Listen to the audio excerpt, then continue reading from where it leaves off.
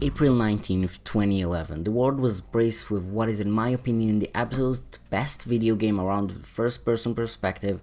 I try making that as broad of a term as possible to prove a point. Portal 2.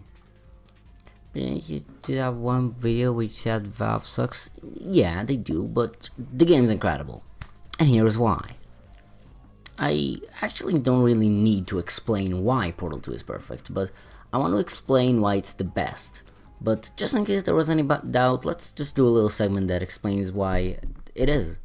This game features a perfect adaptive soundtrack in my opinion, filled with synthesizer melodies, semi-chiptune jams and sound effects for air travel, speed gels and music building up the more elements of the puzzle you make.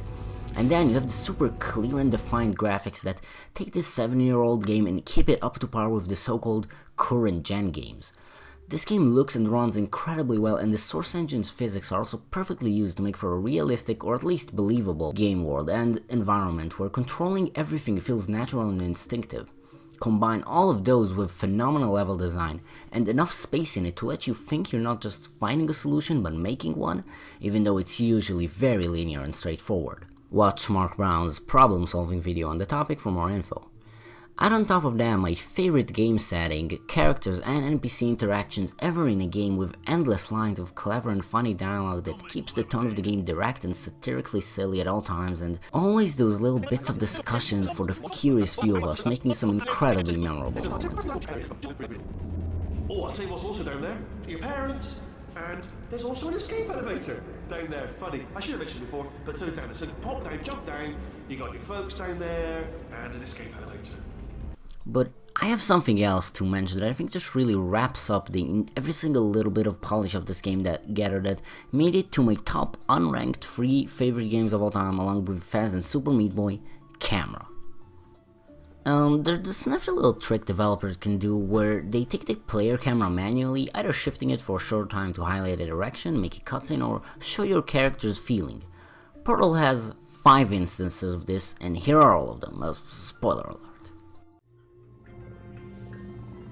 Good morning. You have been in suspension for 50 days. In compliance with state and federal regulations, all testing candidates in the Aperture Science Extended Relaxation. Oh no! No, no, no, no, no! Oh no, no, no, no, no! Okay, look, we both said a lot of things that you're going to regret. But I think we can put our differences behind us. For science, you monster. I will say, though, that since you went to all the trouble of waking me up, you must really, really love to test. I love it too. There's just one small thing we need to take care of first.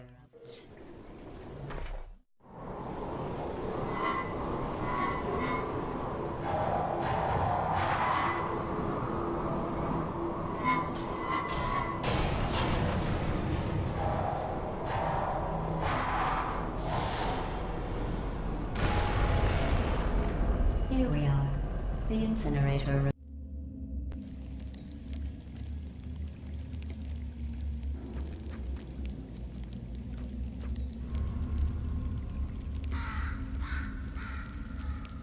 I booby-trapped the stalemate button! What? Are you still alive? You are joking! You have got to be kidding me! Well, I'm still in control, and I have no idea how to fix this place. Oh!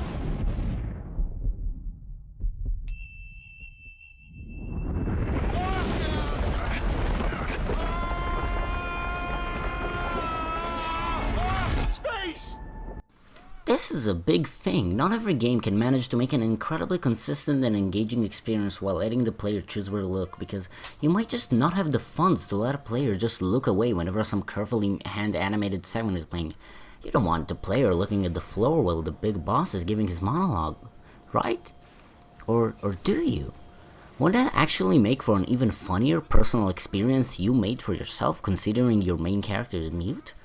Proto also ignores the problem of letting you look anywhere by putting detail everywhere, and not only where the camera would have been pointed, let it be predetermined by the game.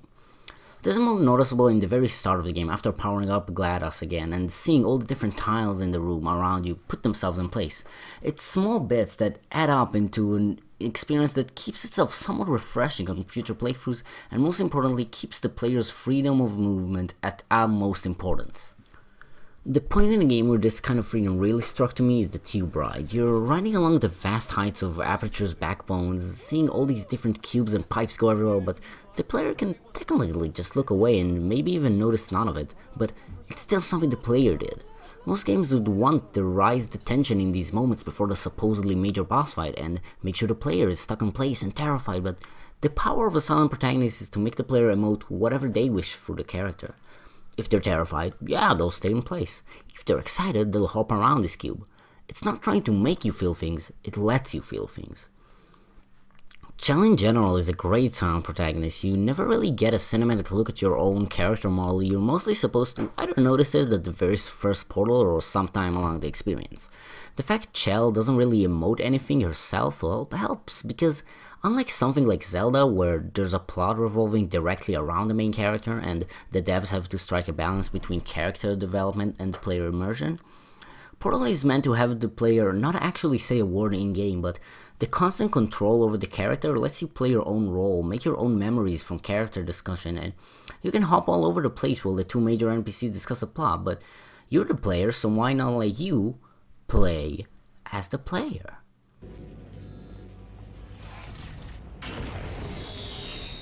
I think that one was about to say, I love you. They are sentient, of course. We just have a lot of them. And yeah, that's kind of all I had to say. This video is kind of short, but I would honestly make a video about every single aspect that I like in Portal, which is all of them, but I didn't see this being talked about in much online in like reviews and retrospectives and such, so yeah, it's how would you really notice something so natural when in reality it's much worse to notice the opposite when the camera is taken away from you. If you guys do want videos about everything fantastic else Portal 2 does, then yeah, sure, comment that, I guess. And yeah, thanks for watching this short little discussion thing. Bye.